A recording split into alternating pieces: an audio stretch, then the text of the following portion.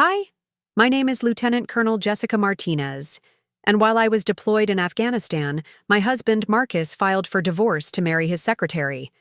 But that wasn't the worst part. 6 months later, his boss promoted me to vice president, over him at the same defense contracting firm where we both worked. You ever watch someone's face crumble when their betrayal becomes their biggest mistake? Stick around because what happened next will show you that karma doesn't just knock. Sometimes it kicks down the door. Before we dive into this wild ride, drop a comment and tell me what time you're watching this and where you're from. I love connecting with people from all over the world who've been through their own battles.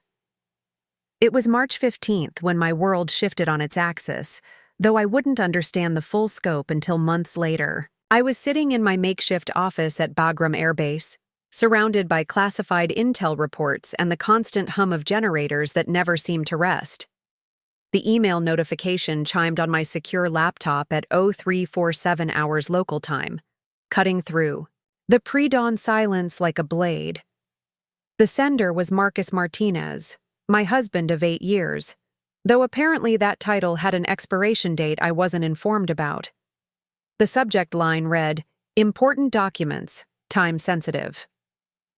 My first thought was that something had happened to his mother, who'd been battling cancer.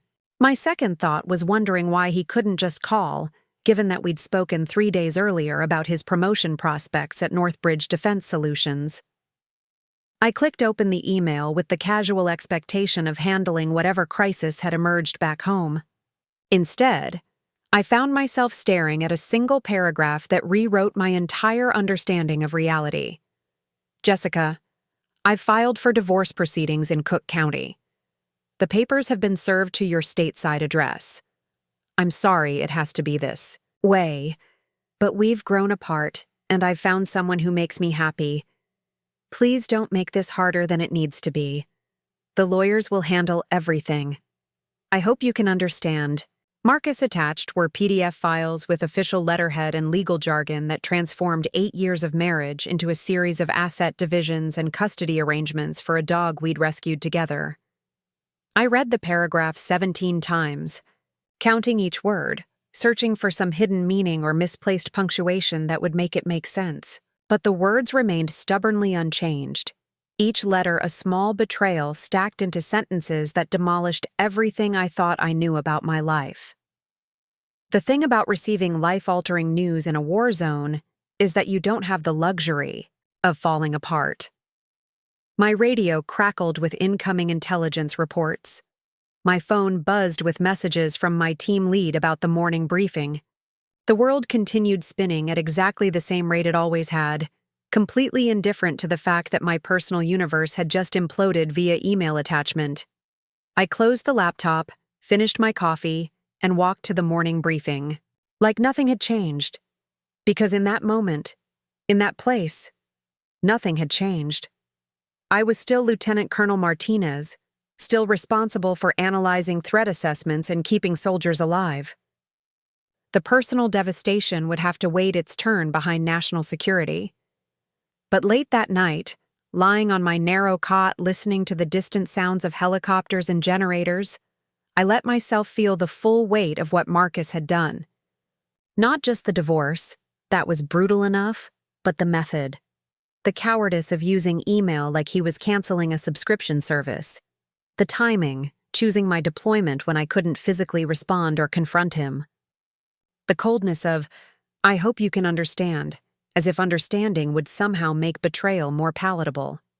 I thought about our last conversation before my deployment. He'd driven me to O'Hare Airport, carried my duffel bag, kissed me goodbye, at security.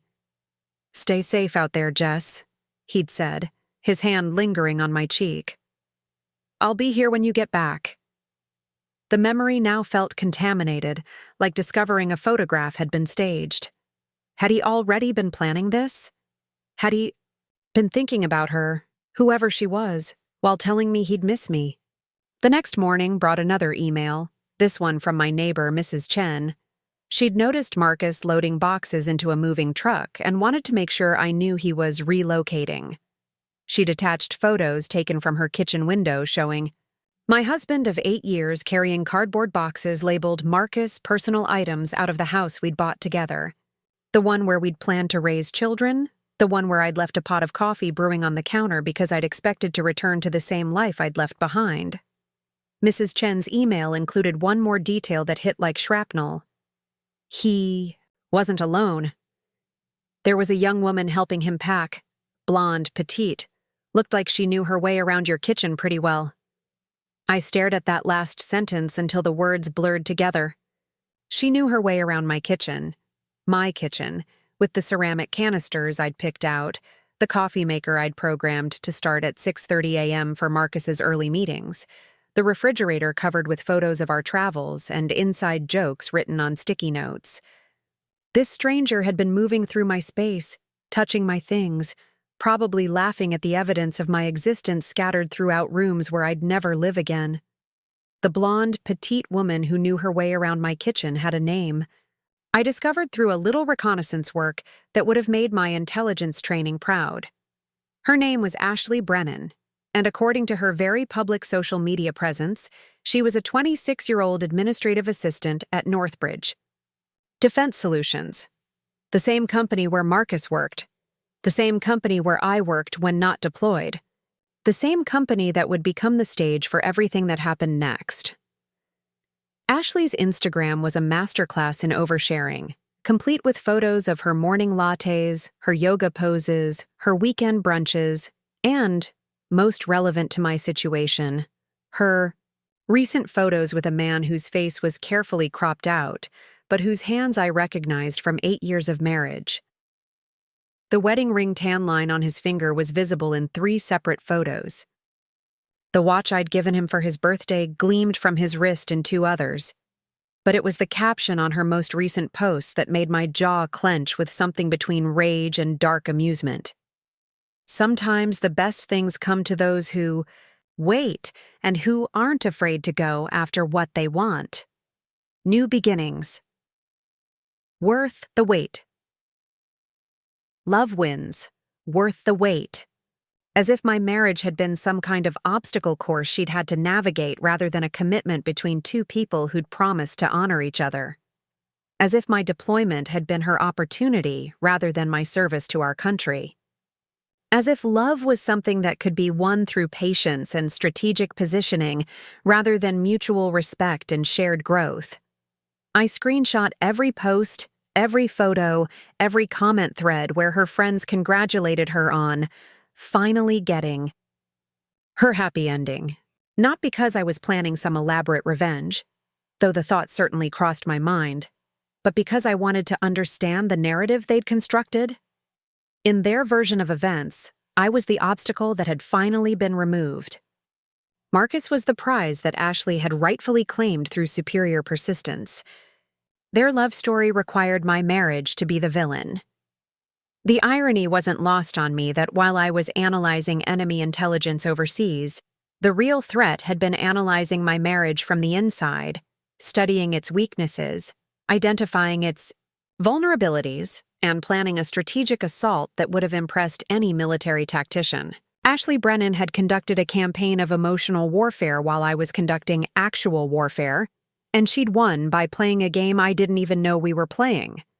The foundation of my trust in Marcus had been built over nearly a decade of shared experiences that felt as solid as military protocol. We'd met during my first year at Northbridge Defense Solutions, back when I was a newly transitioned veteran trying to navigate corporate life after 8 years of active duty. Marcus was 3 years into his career as a project manager, confident in his navy blazers and perfectly knotted ties, everything I wasn't sure I could be in the civilian world. Our first conversation happened in the break room over burnt coffee and stale donuts someone had brought for a forgotten birthday celebration. I was struggling with the espresso machine, still adjusting to office culture after years of mess hall coffee that could strip paint. Marcus appeared beside me with the easy smile that would become so familiar, showing me the machine's peculiar rhythm without making me feel incompetent. "Military?" he asked, noting something in my posture or the way I stood at attention even while wrestling with a coffee maker. "Army, 8 years. You?" Civilian through and through, but I've got mad respect. My dad was Navy. He handed me a perfectly brewed cup and extended his hand. Marcus Martinez, and you're the new intel analyst everyone's been talking about. That conversation stretched into lunch, then dinner, then weekend coffee dates that felt natural rather than forced. Marcus seemed genuinely fascinated by my military experience, asking thoughtful questions about deployment challenges and leadership under pressure. He never tried to one-up my stories or minimize my service, something I'd encountered with other civilian men who felt threatened by women with combat experience. What drew me to Marcus wasn't just his respect for my background. It was how he seemed to see potential in me that I couldn't see in myself. When I doubted my ability to navigate office politics, he'd remind me that I'd successfully managed teams in war zones.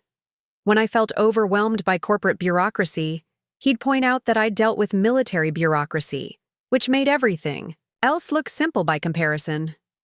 "You're going to go far here, Jess," he'd say during those early months when I was still finding my footing. "You've got something most people don't. Real leadership experience. Not the kind you learn in business school, but the kind you earn when people's lives depend on your decisions." Marcus became my translator in the corporate world, explaining unwritten rules and social dynamics that seemed obvious to him but mystifying to me. He taught me which meetings actually mattered and which ones were just theater. He showed me how to read the real power structures that existed beneath the organizational chart. He helped me understand that success in corporate America often had more to do with perception management than actual competence.